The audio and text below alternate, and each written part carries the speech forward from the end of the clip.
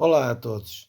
É sempre uma alegria para mim, quando tenho, este bocadinho de tempo para partilhar, mesmo que seja com poucas pessoas, mas para partilhar aquilo que está no meu coração. Eu tenho vindo a fazer alguns pequenos vídeos sobre as parábolas de Jesus, sobre as histórias, em como ele quer ensinar, expressar, demonstrar, revelar o reino de Deus e usa histórias. E essas histórias estão dentro do contexto do povo daquele tempo e para trazer revelação de princípios que ainda hoje para nós podem ser aplicados. Eu não estou a seguir, como eu já disse, as parábolas de uma forma cronológica, até porque não há plena certeza, porque são vários os teólogos que têm opiniões diferentes, então eu vou trazendo para aqui aquelas que vão mexendo no meu coração. Hoje eu quero falar com vocês acerca da ganância, a minha própria ganância. Eu, João, como ser humano, a minha ganância. E gostava muito de ler para vocês, gostava e gosto, em Lucas, no capítulo 12, versículo 13, diz assim. Eu depois vou explicar melhor o contexto. Diz assim: Jesus, perdão, há um homem. Eu tenho que fazer esta introdução primeiro. O contexto aqui tem a ver com uma multidão de gente que se vem chegando ao pé de Jesus, onde estão também os seus discípulos. E depois, no meio disto, Jesus começa a falar e começa a falar de coisas muito sérias. Fala de perseguição e que no meio da perseguição, e perseguição tem sempre a ver com a frente e provocada pelos poderes religiosos e pelos poderes políticos. E Jesus está a preparar os discípulos e aquela multidão e aqueles que o vão ouvindo, eles têm tempo de assimilar ou não aquilo que Jesus vai falando e também fazendo as suas próprias escolhas, porque há muita gente que se chegou perto de Jesus, mas que depois não o seguiram, porque não o aceitaram, porque não acreditaram nos seus ensinos, porque uns que achavam que ele era um ilusionista, enfim, outros acharam que ele era um mentiroso, mas muitos também se afastaram por medo da força religiosa, do poder religioso e também do poder político. Nós não nos podemos esquecer que Jesus começa a ser proclamado como rei, e quando se fala dentro do contexto cultural, religioso de Israel, em que eles esperavam a vinda do tal ungido, o Messias. Messias no hebraico é a mesma coisa que Cristo. A palavra Cristo no grego, que quer dizer o ungido, é aquele de quem os profetas e a lei tinham apontado. Então, muitos tinham medo dos judeus de serem apedrejados, de serem até expulsos das sinagogas. Isso era uma desonra, era uma vergonha. Então muitos se afastaram, enquanto outros foram chegando. A questão aqui é que Jesus não foge nem um milímetro daquilo no qual ele se tinha proposto e para aquilo ele veio enviado. E se vemos este Jesus a ensinar, ele procura sempre, de alguma forma, passar uma mensagem que cative o coração daqueles que o ouvem. Então Jesus está a falar de assuntos muito sérios. Jesus está a dizer que faça a perseguição para eles não terem medo. Eles não terem medo. O que Jesus diz é para que os seus corações estivessem plenamente convictos e sedentos por Deus e entregues a Deus, confiando, confiando, confiando. A questão aqui não tem a ver perseguição por opções religiosas ou políticas. A questão aqui tem a ver com princípios de vida. Repare, quando nós falamos, e quando eu chego aqui e faço um vídeo, eu nunca venho aqui para falar de religião. Eu não acredito em religião. Para mim, religião é a força humana a tentar agradar a Deus da sua melhor maneira. E esta força humana, de uma forma ou de outra, sempre procura obter privilégios através da sua devoção. Entende? Se ele agradar um pouco mais a divindade em que acredita, pode ser que ele obtenha outro tipo de privilégios, sejam mais benéficos. Normalmente, o religioso sempre procura alcançar um favor. Isto não significa que Deus não seja favorável, não é nada disso, mas quando nós nos tornamos muito religiosos, nós sempre temos no nosso coração uma espécie de moeda de troca com Deus. E procuramos ser o mais bonzinhos possíveis para que possamos ter algum mérito diante de Deus. E não é assim com Jesus. A justiça de Deus não é pelo mérito, mas é pela sua graça. Então, se não é pelo mérito, nós só precisamos de aceitar. Quando Jesus nos ensina algo, tem a ver com um estilo de vida, tem a ver com convicções, tem a ver com verdade, tem a ver com justiça, tem a ver com a forma em como nós próprios olhamos para Ele, porque a forma em como nós olhamos para Jesus ah, ah, está diretamente relacionada à forma em como nós olhamos para a vida e para os outros e para a nossa família, tudo aquilo que diz respeito à vida.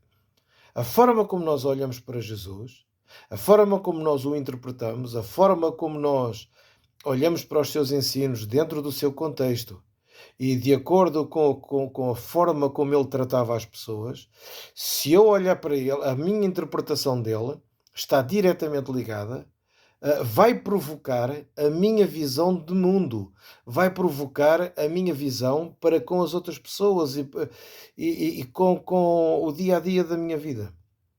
É algo que está diretamente ligado à minha visão com Deus e a minha visão para com o resto da vida. Ora bem, uma introdução e peras. Hum, então, nós temos este contexto em que Jesus está a falar de coisas profundamente sérias, em que ele diz que nós devemos temer a Deus. E temer a Deus não é andarmos com medo de Deus que nos aconteça coisas erradas. Se eu faço uma coisa errada, Deus vai-me castigar de alguma forma. Pode ser um braço partido, um acidente, uma doença, qualquer coisa. Costuma-se dizer, e muitas das vezes por brincadeira, quando nós nos magoamos, alguém diz: Deus castigou. Não é nada disso, ai de nós, se assim fosse. A Bíblia diz, e é bem clara, que o castigo que estava sobre nós caiu sobre Jesus. Então, isto não significa que nós possamos fazer tudo aquilo que nos vier à cabeça. A questão não é essa, porque isso, Paulo explica isso muito bem, isso nos conduz para a morte, porque nós nos tornamos mais do que selvagens, não respeitando a vida, e aí nos conduzimos para a morte. A questão é se Deus me ama e a sua graça é a manifestação do seu amor para comigo, acontece, então isso deve provocar em mim uma outra consciência de vida. E nessa consciência é o que Paulo diz, que o amor de Cristo no nosso coração, ela nos constrange. Nos constrange para quê? Para o bem.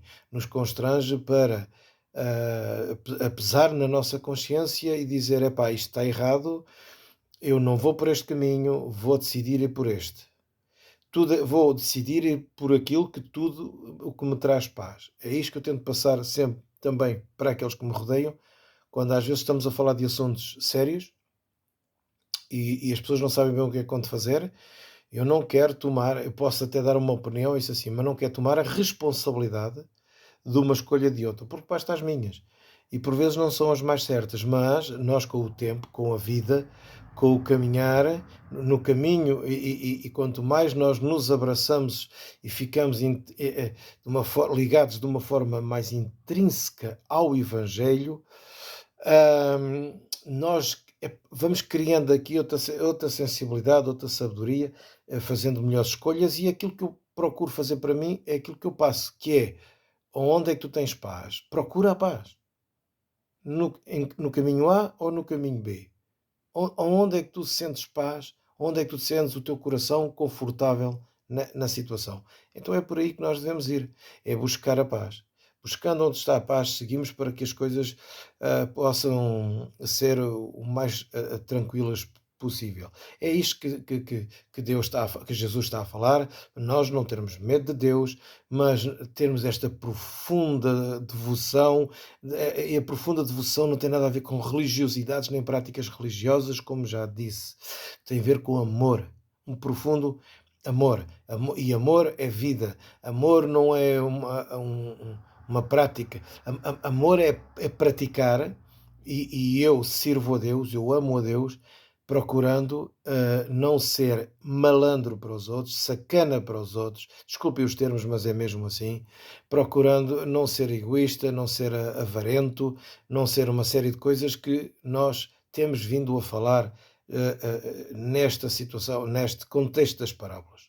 E é isto que Jesus tem passado para nós. Então, a minha ganância, eu pus como título, coloquei como título a minha ganância, porque na verdade ganância é algo que mexe com todos nós. E você pode dizer assim: mas eu não sou ganancioso, eu tenho que gostar isto, gostar aquilo, gostar aquilo outro. E todas as vezes que você só pensou em si e tomou uma decisão, e quando tomou essa decisão só pensar em si, atenção, por favor, abre parênteses, por vezes é necessário pensarmos só em nós. E isto não tem a ver com egoísmo, não tem a ver com ganância, tem a ver com salvação. Tem a ver com salvação. Pessoas que estão numa profundíssima crise depressiva, naquele exato momento, precisam de pensar em si, para salvação. E salvando-se a si, também salvam outros que estão à sua volta. Mas tem que começar por si, tem que se amar. É o que Jesus nos ensina. Amar o próximo como? A nós mesmos. Nós precisamos de nos amarmos. Eu há anos que ensino isto, há anos que eu creio nisto, e ainda não foi há muito tempo que a Sandra me chamou a atenção que eu tinha que aprender a amar-me a mim próprio. Que nós passamos a vida a desgastar-nos e a pensarmos nos outros, muito focados nos outros, com situações que nos aparecem, que nós sabemos. Onde é que podemos ajudar aqui ou ali? Que situações é que podemos... Normalmente, nós nos envolvemos noutros. Nas ajudas, onde é que nós podemos chegar à vida de outros para poder ajudar? E nos esquecemos de nós. E eu tive que ser chamado a atenção porque isto é uma verdade. Só que era uma verdade que estava a ser um bocadinho passado ao lado, e nós temos que de facto aprender a nos amar a nós próprios para que possamos ter uma visão cada vez mais clara do amor, autoestima também, mas para que este amor também possa passar para as outras pessoas. Então, mas, fecha parênteses, aquilo que eu estou a querer dizer é que todas as vezes que nós fomos egoístas a pensar em nós mesmos e tomamos decisões que arrastamos outros connosco, não é?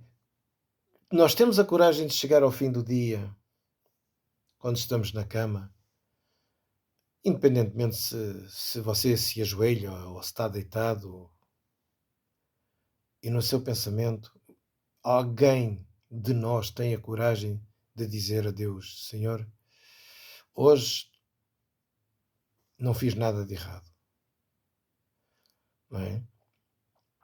E aquele colega de trabalho que estava lá ao seu lado, que fez algo de bom, e foi você que recebeu o elogio e você calou-se, porque o elogio foi para si.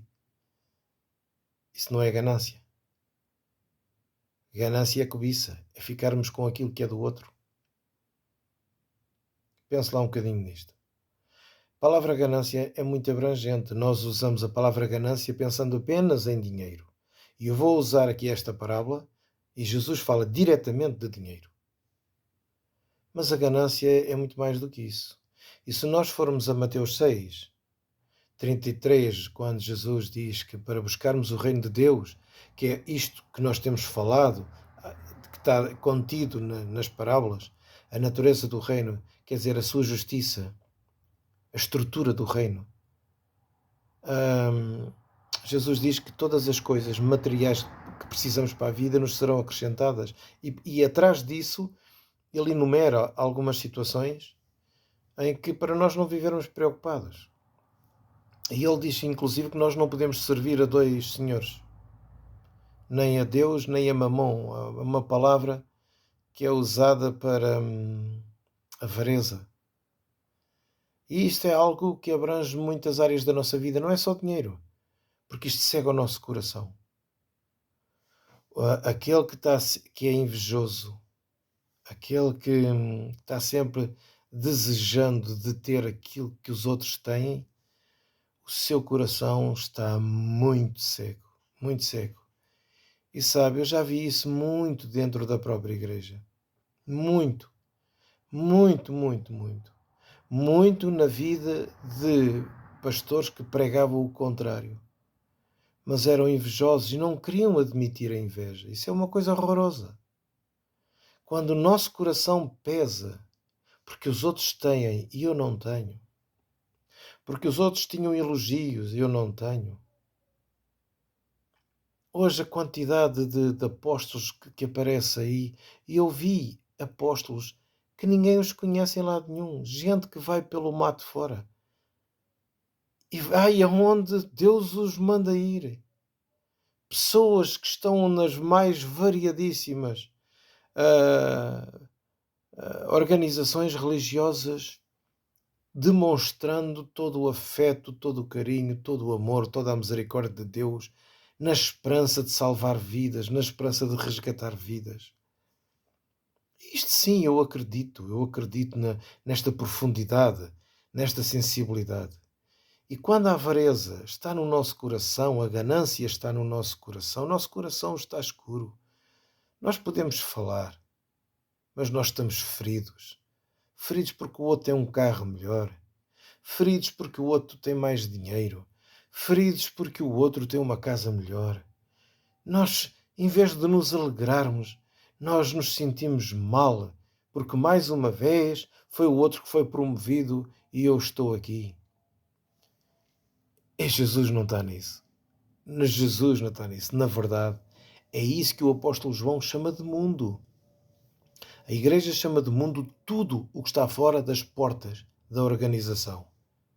Mas igreja para Jesus são corações humanos, em toda a parte do mundo, e vimos isso na parábola do trigo e do joio. Isso é que é a igreja. E mundo é aquilo que está dentro do seu coração. São as trevas que estão dentro do seu coração. Sim, trevas. Trevas. Quando você não está satisfeito com a sua própria vida em comparação àquilo que o outro tem, você não está bem, amigo. Não é o outro. Não quero saber agora deste momento do outro. É consigo que eu estou a falar. Quando nós estamos nessa situação, nós não estamos bem. Não estamos.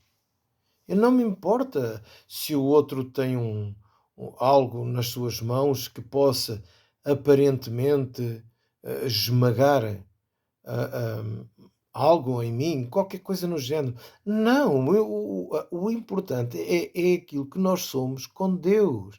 Porque aquilo que nós somos com Deus, nós somos connosco próprios e somos com aqueles que estão à nossa volta. Com todas as falhas, com todos os erros. Se quer usar a palavra pecado para ser mais religioso, também posso usar com todos os nossos pecados. Mas aquilo que nós somos com Deus, somos com os outros. É isto com o qual que Deus se importa. Ponto. Jesus nunca mandou construir catedrais. Jesus nunca mandou ter salas como as sinagogas que existiam na época. Eu não estou a dizer que é errado nós termos locais em que nos podemos reunir. Errado é fazer daquilo idolatria. Isso é que é errado. Seja igreja evangélica, católica, venha de onde vier. Isso é tudo aquilo que ocupa o nosso coração como ídolo. Isso é que está errado. Então, para o mundo é aquilo que está mal. É essa inveja, é essa avareza, é essa ganância que está no nosso coração. Portanto, é dentro desse contexto que Jesus está a falar de coisas muito sérias, que no versículo 13 levanta-se um homem. Enquanto Jesus está a falar, este homem estava completamente fora do baralho, e diz assim: mestre, diz ao meu irmão que reparta comigo a herança. Olha, não tinha nada a ver uma coisa com a outra, não bate aqui a bota com a perdigota. E Jesus disse-lhe: homem, quem me pôs a mim por juiz ou repartidor entre vocês? Então lhes disse: acautelai-vos e guardai-vos da avareza. Cautelai-vos e guardai-vos. São coisas muito sérias. Da avareza. Jesus está a falar. É Jesus que está a falar. É Jesus. A minha já disse, tenho dito isto, eu procuro fazer da minha filosofia de vida, embora goste de ouvir e estudar um pouquinho acerca de filosofia, mas o meu gabarito é aquilo que Jesus ensina. É aqui que eu me apoio, é aqui que eu me baseio. Eu tenho opções partidárias, eu tenho opções políticas, tenho as minhas convicções políticas, mas o meu fio, o meu prumo é nisto que Jesus ensina. Se eu consigo fazer tudo o que Jesus ensina, não, não consigo. Não consigo, mas é aqui que eu venho, é aqui que eu me obrigo. Não é o livro da Bíblia, é aquilo que Jesus me ensina, é aquilo que o Mestre me ensina. E o Mestre diz para mim: acautela-te, guarda-te da avareza. A vida de um homem não consiste, não se apoia, não se baseia na abundância dos bens que ele possui. Não está nas exterioridades. O bem do homem, a vida do homem, é Jesus que está a falar. Jesus está a dizer que a vida do homem não consiste no tamanho da casa que você tem. Levou uma pintura nova, ótimo! Tem uma casa boa, ótimo! Um carro bom, é para espetacular. Mas a verdadeira vida não está nisso. É isso que Jesus está a falar. E Jesus disse que é para nós termos cautela, para nos guardarmos disso, da ganância, da avareza, porque isso nos cega. Nós perdemos a sensibilidade do que é a verdadeira vida. Nós chamamos de vida ao termos a sensação de termos dinheiro, quer na conta do banco ou dentro da nossa carteira, ou olharmos para o nosso ótimo carro. Nós chamamos a isso de vida, mas a verdadeira vida é muito mais do que isso, muito mais, muito mais. É isso, e é isso que Jesus quer passar cada vez mais para nós. Ele não tem nada contra aquilo que nós temos num plano exterior e neste plano aqui da vida. Isto vai tudo morrer, isto vai tudo desaparecer. Mas ele não tem nada contra a sua bonita casa, contra o seu título. Ele não tem nada contra isso. O que ele tem contra, e contra no sentido de não estar zangado connosco, mas de estar procurando nos salvar, é que o nosso coração fique estúpido, fique embrutecido por nos acharmos que somos umas grandes coisas só porque temos mais dinheiro. E eu tenho pessoas aqui à minha volta que eu os conheço e há uns anos, alguns deles, que ganharam mais algum dinheiro na vida, tornaram-se brutos, estúpidos. De repente já olhavam de alto para baixo. De repente já não tínhamos uma relação, uma amizade como tínhamos antigamente, não podíamos ter, porque eu era de uma classe inferior. E a pessoa começou a frequentar lugares que eu não podia frequentar, como é óbvio. E a pessoa começa a ir a lugares e está habituada a um nível de vida que eu não posso ter. Mas aí então há uma amizade que se esfria. É obviamente que não era amizade, porque quando é amizade, nós, enfim, vocês percebem o que eu quero dizer.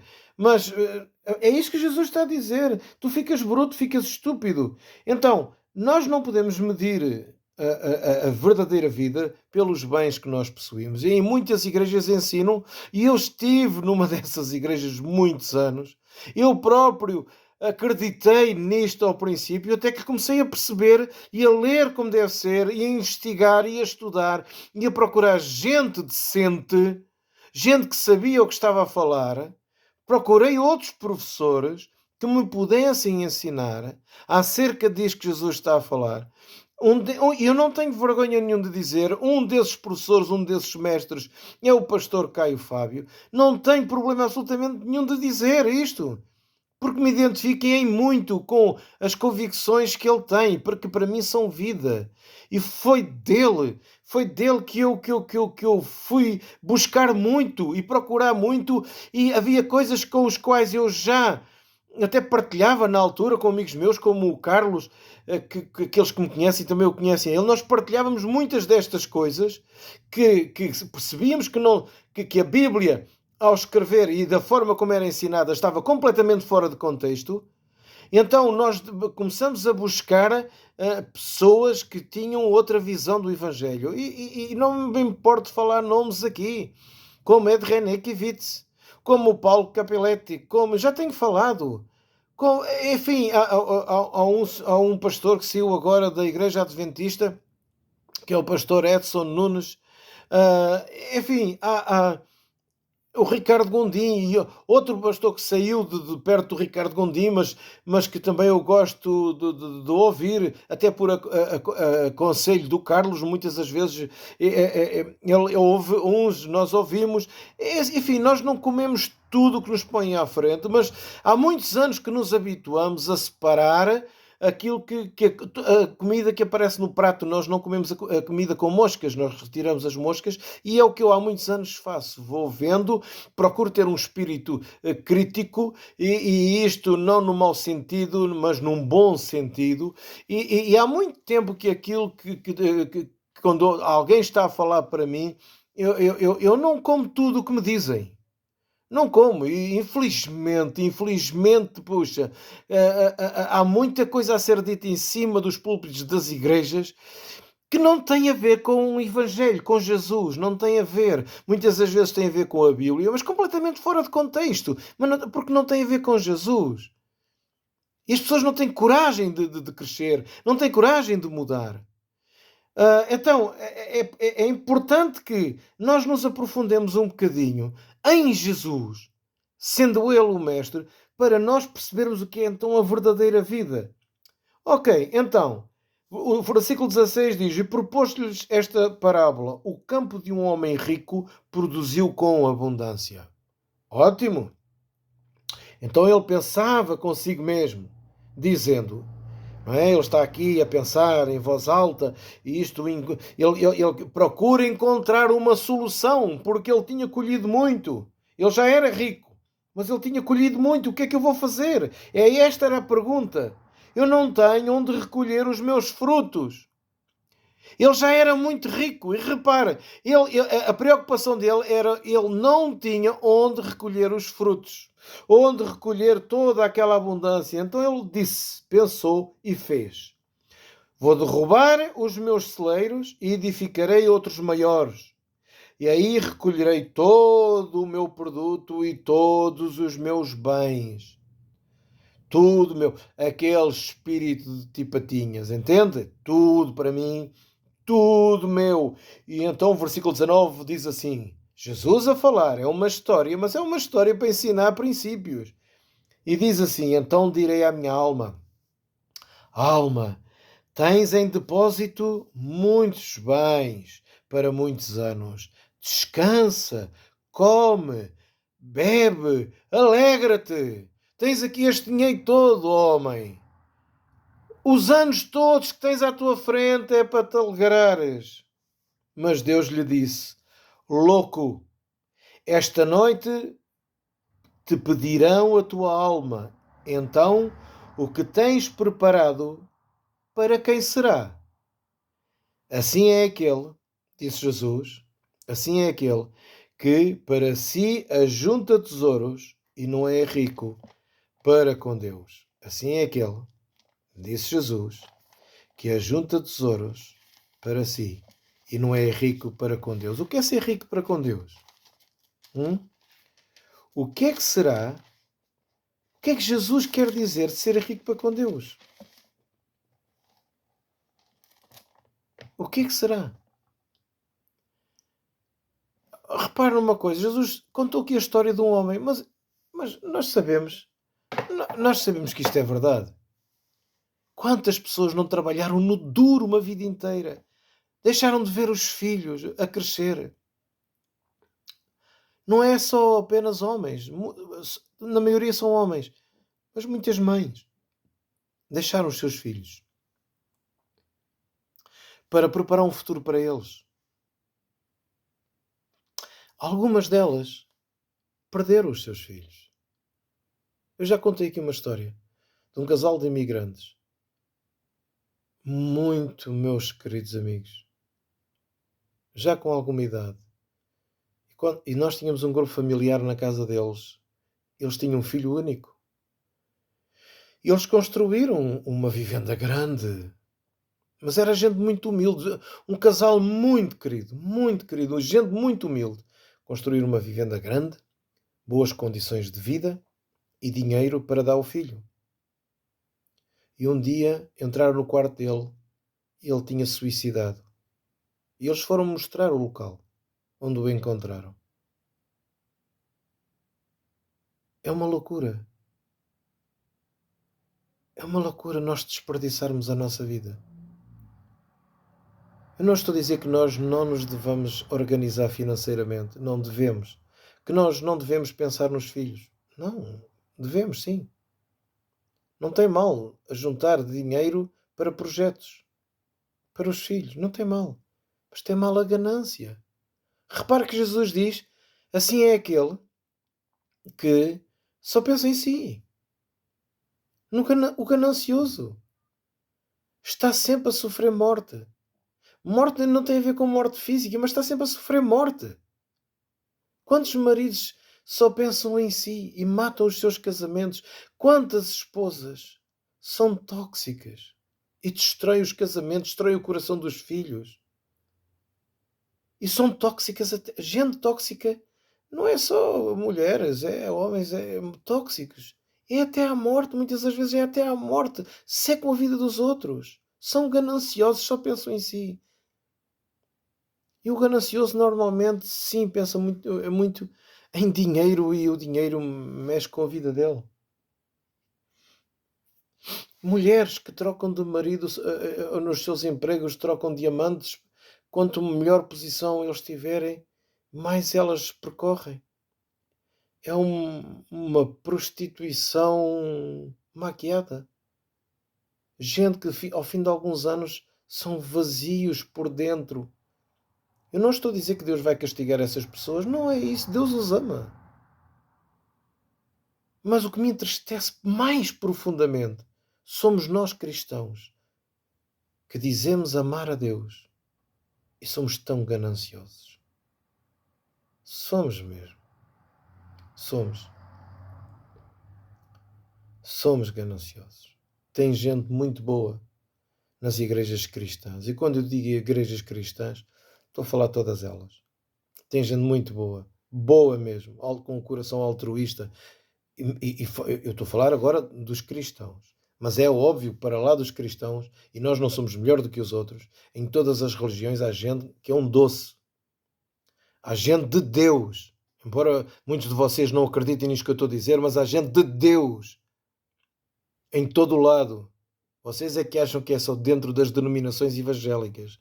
Mas há gente de Deus. Gente com o Espírito de Deus. Há gente que são ateus e são de Deus. São instrumentos, quando eu digo gente de Deus, é instrumentos de Deus. É uma delícia falar com certas pessoas. Pessoas que nem conhecem a Bíblia e que não acreditam em Deus têm muito mais de evangelho e de princípios de Jesus Cristo do que muitos cristãos. Oh, meus amigos, Jesus disse que é assim. Aqueles que se deixam dominar pela ganância. Vejam que Jesus mete a parábola no contexto daquela intervenção daquele homem. Ó mestre, diz ao meu irmão que reparta a herança comigo. Que reparta a herança comigo. Este é o coração de muitos cristãos. Jesus tem que servir para alguma coisa. Tem que servir para alguma coisa. Jesus é o meu criado. Jesus não é alguém que é olhado como Deus, como rei, como meu amigo, como meu companheiro, como ele diz, como meu irmão, que ele também diz. Não. Jesus é o meu criado. Eu preciso disto. Preciso que me resolvas isto. Preciso que me resolvas aquilo. E hoje em dia, com muitas das igrejas neopentecostais, isso então, Jesus é o empregado daquela malta toda. Não, meus amigos. Então, a minha ganância é assim para ser destruída. Porque se eu me deixo dominar por ela, a morte enche o meu coração. E eu fico cego. E se eu reconheço isto e se eu tomo a decisão é porque eu amo mais a vida. É preferível ter menos e ter paz. Percebe? É preferível. Eu no outro dia vi e as redes sociais agora é um acúmulo de vaidade. Eu vejo cristãos a porem fotografias de almoços de marisco, de refeições melhores, obviamente mais caras, não é? E não tem mal nenhum. Se você tem dinheiro para as pagar, oh homem, coma. Isso não tem mal nenhum. O mal é você pôr o marisco e dizer que isso é bênção de Deus. Pá, não deixa de ser. Mas e aqueles seus irmãos que têm só arroz para comer? E aqueles que não têm nada? Então Deus já não abençoou. Então que Deus é este? Então onde é que está Deus? Porque esta é a visão errada que nós temos. Porque se eu tenho um bom bife, Deus abençoou. Se eu tenho necessidades que não tenho nada para comer, então Deus amaldiçoou. O que é que Jesus nos ensina? Então nós temos que ter atenção que todos nós passamos por dias maus. E há um nome para isso. Chama-se vaidade. Eu alegro-me quando alguém me chapa na cara, como já aconteceu, dizendo: eu estou melhor do que tu. Eu estou melhor do que tu. Eu disse: opa, se estás melhor do que eu, dou graças a Deus, porque eu não te queria ver mal. Ouviu o que eu estou a dizer? Não há prazer nenhum em vermos os outros mal. Não há. Não há alegria, não pode haver alegria ver os outros mal. Que Deus nos ajude. Que Deus, na sua misericórdia, abra os nossos olhos. Esta é a minha oração. Abra os olhos do nosso coração. É isto que eu peço para os meus filhos. Que não sejam gente estúpida só porque alcançaram determinadas vitórias na vida. Gente snob, gente de nariz empinado, gente que adora expor a sua vaidade nas redes sociais ou noutra coisa qualquer. Você não é obrigado a tirar fotografia ao seu carrinho novo e a expor só para atirar na cara de alguém. Você não é obrigado a isso. Dê graças a Deus e use o carro se calhar para ajudar alguém que precisa de transporte para ir ao hospital. Pá, que a vaidade não consuma o nosso coração. Também quero dizer aqui que não haja vaidade na pobreza. Eu sou pobrezinho, eu tenho muita vaidade em ser pobrezinho. Não, não. Todos nós precisamos de comer, de ter as necessidades todas supridas. Todos nós precisamos dos bens materiais para nos sustentar. Eu não sou contra a riqueza. Eu estou a ensinar que Jesus disse para nós termos cautela e nos guardarmos de qualquer tipo de avareza. Porquê? Por causa do nosso coração. Para que nós não perdamos o foco da nossa vida. O foco da nossa vida é a vida em si. Foi o que Jesus disse lá em Mateus 6. A vida é maior do que o mantimento. A vida, e a vida que eu estou a falar, não é apenas a vida biológica. É tudo o que está por trás disso. A paz de Deus no seu coração não tem preço. Não tem preço. Quando há uma sensação de perigo iminente, como eu já estive em várias vezes em perigo de morte, e não estou a exagerar, e que a paz de Deus guarda o meu coração, não há preço para aquilo que eu sinto. Não há preço. Eu estar à beira da morte e saber que estou nos melhores braços, que não tenho medo de morrer, não tenho medo de partir. Porque Jesus disse que Deus não é Deus de mortos, é Deus de vivos. Que tudo isto é uma passagem. Nós não vamos viver no mundo da Alice no País das Maravilhas. Não é isso. Nós vamos viver a vida na sua máxima pureza, na sua máxima realidade.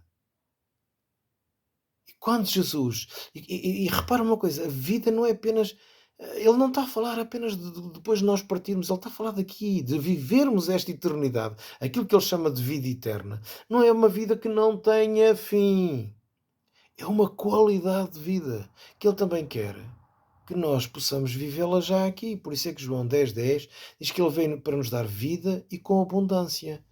E depois há muita gente aí aproveita e fala: abundância então é dinheiro.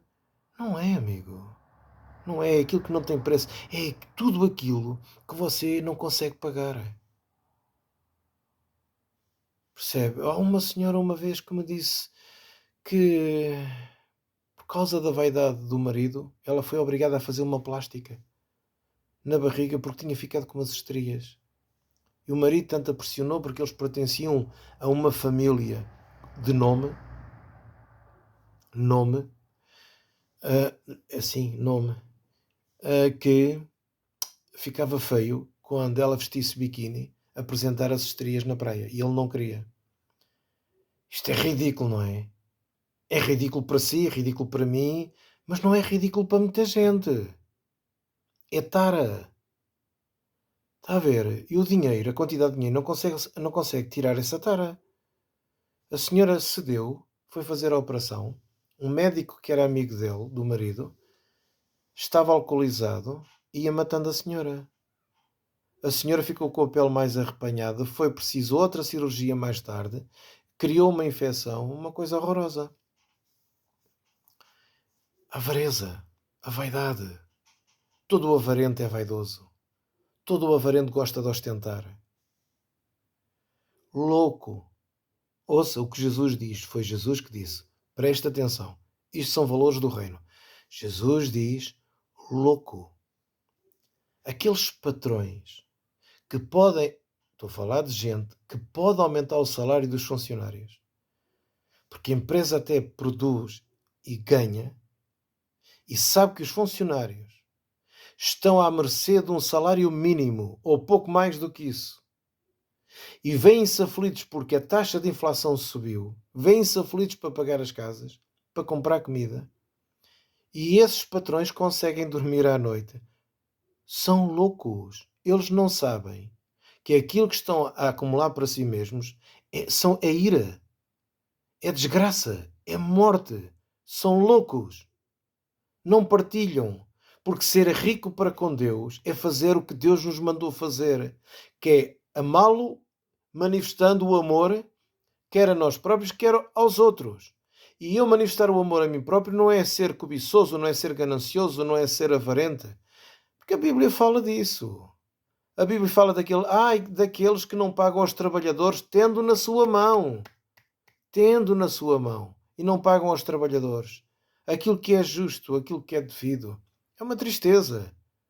Nós, nos nossos dias de hoje, fazermos contas que fazemos no supermercado, enquanto muita gente nem sequer sabe os preços daquilo que está no supermercado. Nós temos a Assembleia da República com muita gente que fala de peito alto sem saber o que é o custo de vida do restante do povo. Temos muito pastor que é rico às custas do povo. Isso não devia de acontecer. O pastor que tem um bom carro devia ser com o salário dele apenas. E era um salário equiparado ao do povo. Não é um salário milionário. Nem são...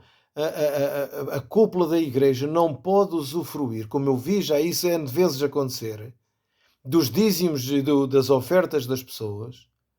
Não podem usufruir para bens pessoais de futilidades. Isso não pode acontecer. Tem que ser dentro do seu salário. Você não pode tirar dinheiro da igreja e dizer que são despesas de representação. Isso é corrupção. E como é que você tem coragem de subir um púlpito e falar de justiça e falar de verdade quando você é corrupto? Isso é corrupção. Você não apresentar contas à igreja é corrupção. Você pode usar as palavras que você quiser, mas toda a associação, obrigatoriamente e de lei, tem que apresentar contas. Tem que ter mapas e os mapas têm que ser ou afixados ou sujeitos à exposição. E isso tem que ser falado. E falo por mim e por outros amigos meus, crescemos em ambientes onde ninguém sabia o valor das ofertas, ou o que sabia era depois, enfim, manipulado, etc. E atenção que eu não estou a falar do pastor Gomes e da pastora Maria José, porque as ofertas eram contadas por outras pessoas. Não é por aí que eu estou a falar. Eu estou a falar depois daquilo que eu vim a encontrar. Ambientes onde, no meio de pastores, em que no meio dos mapas aparecia as tais despesas de representação e outros itens enumerados para justificar as quantias, as grandes quantias de dinheiro que saía da igreja. Isto é crime. Isto é corrupção. Isto é corrupção. Quando temos pessoas na igreja com muitas dificuldades financeiras. Isto é corrupção. Isto não pode passar em branco e não passa, porque passa aos olhos das pessoas, as pessoas calam-se, as pessoas sabem disto, mas como é o pastor e tal, ou os pastores, enfim, não querem entrar em conflito. Mas isto não passa aos olhos de Deus. E na verdade o que nós semeamos também acabamos por colher. Então, a ganância produz isto mesmo. Faz com que nós olhemos só para nós, para a nossa família, para os nossos, ponto. Ponto. E nós não percebemos que coisas em nós, vida em nós, vai morrendo, vai desaparecendo. É o que Jesus diz. Que até aquilo que pensa ter, lhe será tirado. Pense nisto e que isto se faça luz no seu coração. E fale com Deus. Se você se sentir de alguma forma pesado no seu coração, Deus não vai castigar nem está zangado consigo. Fala com Ele. Ele é Pai. E nós pais amamos os nossos filhos, quanto mais Ele a nós. Aquilo que você fez até aqui é entre si e Deus. Não precisa de falar com ninguém. Se quiser falar com alguém, fale com alguém da sua inteira confiança. Se você não tem, não fale. Deus entende, Deus compreende e Deus o vai ajudar. Arrependimento é isto mesmo. É uma mudança de consciência e uma mudança de paradigma da nossa vida. Uma mudança de estrutura psicológica também. São escolhas que nós fazemos. Se eu sou corrupto, eu preciso deixar esse estilo de vida e procurar viver uma vida o melhor possível dentro daquilo que me traga paz na minha consciência. Um grande abraço a todos, até à próxima.